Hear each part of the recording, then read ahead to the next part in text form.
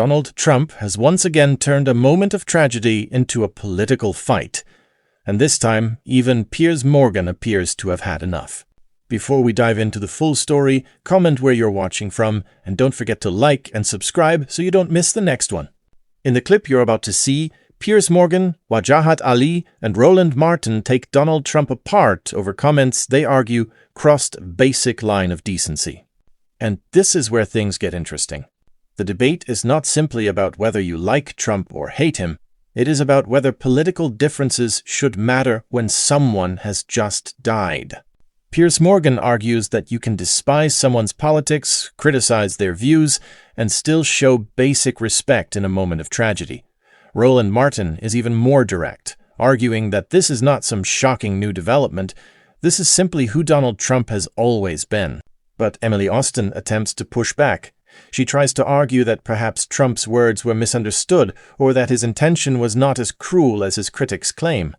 That defense, however, is about to face some serious resistance. Because Piers Morgan and Roland Martin are not interested in explaining what Trump supposedly meant. They are focused on what he actually said and why his supporters seem to constantly find themselves explaining away statements that appear to speak for themselves. And then comes the bigger question. Are the rules of basic decency applied equally, or do they change depending on which side of the political divide the victim was on? Piers Morgan pushes back, Roland Martin refuses to accept the excuses, Emily Austin tries to defend the statement. And the debate quickly becomes far more explosive than anyone expected. Let's watch the full clip, and then I'll give you my thoughts on the double standards, the endless excuses, and why this latest controversy fits perfectly into the larger pattern surrounding Donald Trump. Let's get into it. And it's just happened as we came on air, and I just thought we've got to start with this, because when you're the most powerful man in the world, listen, everyone knows I've known Trump a long time, but this is one of those times when many times he's been like this when big public figures have died. I remember it with John McCain. I remember it with Colin Powell. And each time I just wince at the lack of basic decency. What is your reaction to that? Well, you saw that I came on here and I was brokenhearted when Charlie Kirk was killed. And I condemned the people celebrating it because, my God, if you're part of the peace movement, you're on the left, etc. We're supposed to be for nonviolence more than anybody else. So, and that was disappointing at that time. And then Donald Trump, among others, said it was the most outrageous thing they'd ever seen. For him to do it now to Rob Reiner, I mean, and for what? For what? I mean, did this guy advocate for some heinous thing? Not at all. And here's what I want people to understand about Rob Reiner. So he was obviously an enormous figure in Hollywood. Some of the movies that we all love, like Stand By Me, When Harry Met Sally, etc., right? But on top of that, here's something that no one could argue with. Rob Reiner was a true American patriot. He loved this country. Now, whether you agreed with him or disagreed with him on any issue, he's a guy who put his heart into this country and always tried to make it better. You could see patriots like that, whether they're on the right or the left, who deeply care about their fellow man. And Rob Reiner was definitely one of those people. He was the best of us. And to die in such a tragic way, and then to have the president of the United States rub it in and somehow make it about himself. Look, I could get angry at Donald Trump. We've all been angry at Donald Trump. But if you're on the right, more than anything else, you should just be deeply disappointed. Is this what you wanted? Is this the ha-ha, you're dead kind of mentality that you wanted? It sounded like after Charlie died that you really, really didn't want that you thought it was a terrible thing to do. Well, so that's the excuses. point. Yeah, look, that's the point, Jillian, that I would make, is it's going to be very interesting to me what people on the conservative right in America say by way of their reaction to what Donald Trump has said here. Because if there's any support for this from MAGA, from his supporters, his friends, from anyone, then it flies completely in the face of that whole debate after Charlie Kirk, when so many on the left behaved disgustingly. I remember calling it out at the time. And then here, the idea that he was murdered because of something to do with his views of Donald Trump, which is complete nonsense. I'm not just disappointed. I'm angry with it. I completely agree with you and Cenk here. I will say that when I woke up and learned about this, it was on Brandon Tatum's Instagram, and he actually showed the clip of you talking to Right. Rob Reiner. So my hope is that any reasonable person on the right or the left finds political violence disgusting, any support of it disgusting, and I'm with both you and Cenk. There's zero pushback over here. I'm extremely disappointed in the way Trump. I mean, it's not handled even, this. you know, there's not even a suggestion it's political violence in this case, right? We don't know why the son did this. Well, other than, either way, if Trump was trying to imply that it was because of Trump derangement syndrome, Right. any violence of any kind I don't think is he was. reprehensible. I'm not quite sure exactly what he was trying to imply, but I'm disappointed by his response. I have yet to see anybody on the right endorse that statement or celebrate the death of Rob Reiner. I certainly hope we don't, and I promise you that I would absolutely condemn anybody who does that. Right. I mean, I'm let me with you bring guys. Wajahat in. I want to play a clip. This is another clip from the interview I did with him. I spoke to him for 45 minutes, literally in mid-September. It was a great interview, and I was very struck, actually, by the more mollifying tone that he took throughout this interview about Trump, who he has been very critical of in the past. There's no question. He's ranted away about Trump, like many in Hollywood have done. But in that interview, he struck a very different tone. And here's him talking about Trump and the fact the left kept calling him Hitler. Senator Ted Cruz has come out and said that people should stop using the Nazi rhetoric. And I feel very strongly about this. I think that you can absolutely go after Donald Trump in an aggressive way, but calling him Hitler or calling his supporters Nazis, I think crosses every acceptable line. It doesn't get you where you want to be. I don't really know very many things that I agree with him on, but I also feel that if you go name calling like that it's not going to get you what you want. You have to rally people around the things that you agree with that are in disagreement with Donald Trump. And to me, the one area that, again, we both agree on is the freedom of speech and in the Constitution, First Amendment. You know, there's an irony there with Wajahat about the name calling, because I don't know what Donald Trump thinks he'll achieve with this rant about Rob Reiner, as his body is still warm from this brutal murder. But whatever he thinks it will achieve, it will only, I think, anger and disappoint a lot of Americans, if not all Americans.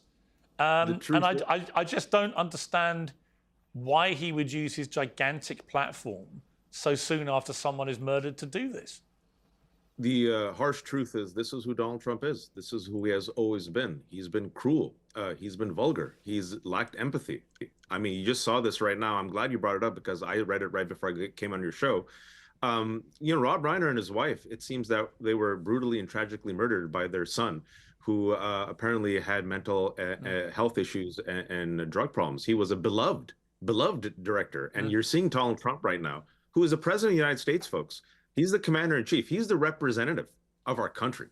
And you just hope any president, Republican, Democrat, doesn't matter. What they say is this is a terrible tragedy, thoughts and prayers. Simple as that. But we've seen Donald Trump just even recently with Erica Kirk. I was on your show and we all praised. It was a consensus amongst the panel that when she forgave the alleged shooter, Tyler Robinson, we all said that was very brave and a beautiful thing to do at the Arizona rally. What did Donald Trump do right after she said it? He goes, I don't forgive. I'm not as forgiving. Like, why would you say that? And then also after he survived the assassination attempt, if you remember at the RNC, Piers, you know, he had that patch on his ear.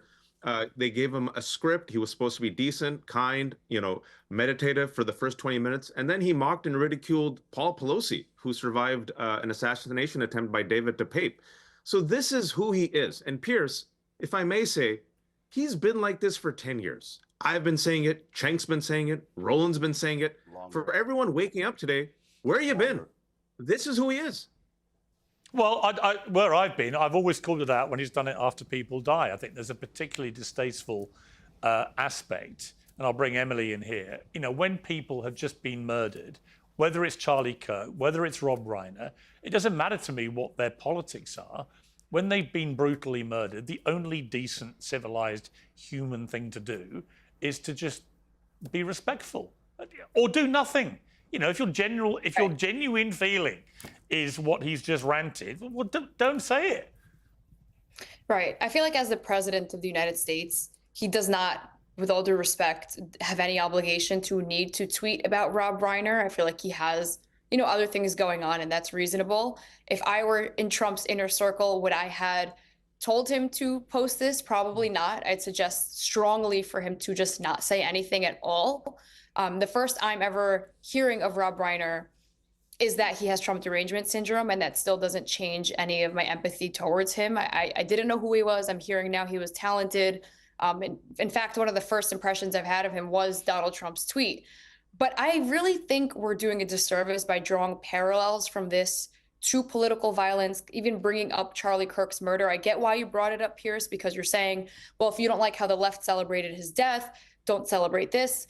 But nobody's celebrating Rob Reiner's death. I hope, as Jillian said, well, it sounds like Donald Trump is getting. Yeah, but look, it does sound like he's getting pretty close to it. I mean, when he says that, he got killed reportedly due to the anger he caused others with his mind-crippling disease, Trump derangement syndrome. There is zero evidence for any of that. He got killed by his deeply disturbed son after what the TMZ and New York Post and others are reporting was a terrible family argument. The son, Nick, who's now 32, was a screenwriter who battled and talked openly made a film about drug addiction, homelessness, and so on. But apparently, used whatever kind of implement to slit the throats of his parents. Yeah.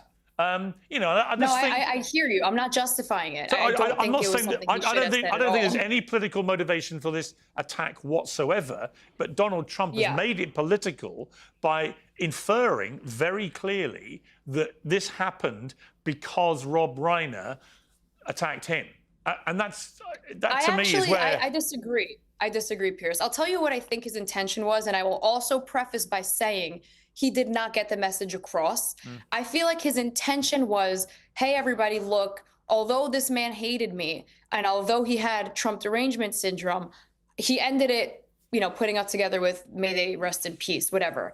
I feel like what his intention was even though I disagree with him, the guy died, and I'm sorry for him. He did that in possibly the worst way. Stop it. And I just don't feel like this is really shocking to anybody here. I feel like we've all been following Trump over the last 10 years. And as Wajahat said, that's his style. You like it or not, that's who he is. This tweet was wrong, but it's not, necessarily so shocking for all of us to see. And also, it shouldn't be going out of proportion. I actually did find it quite shocking. And I have known Trump a long time. I am a friend of Trump's, good, bad, and ugly. And I got to say, Roland, there's no defense for this. No, there's no defense. I don't know what the hell I just heard. Let's be clear. He has no morals, no values, no decency, no ethics, no principles. This is who he is. This is not a shock at all. He's a narcissist. He is someone who makes everything about him. And so this is who this man is. This is who he was, not in the last 10 years, Piers, but going back to when he was descending down those escalators. Going before that, the whole thing with Obama and the birther. This is who this man is. Well, he's always been a trash talker. So Roland, hang on. Not trash talker. Hang on a second. Look, he's always been a trash talker, right? He's a New York real estate guy. He's a trash talker. No, and I would say, I know, I'm going to come to that. In relation to general trash talk, my God, the left talk trash about him, right? As I said in that clip. So all the Hitler stuff, the Nazi stuff, all that, it's a two-way street, the trash talking. This is a particular thing. Which angered me when I saw his reaction to Colin Powell dying, to John McCain dying. I just think there's just got to be, on all sides, when public figures like this die, whether they're great politicians or they're great movie people, whatever it is, there just has to be a basic decency. If people get killed or murdered or whatever it is, or die after great lives and careers, just either be decent or don't say anything. Here's the deal. This all sides is nonsense. First, listen, the regular average person who's out there on social media That's one thing.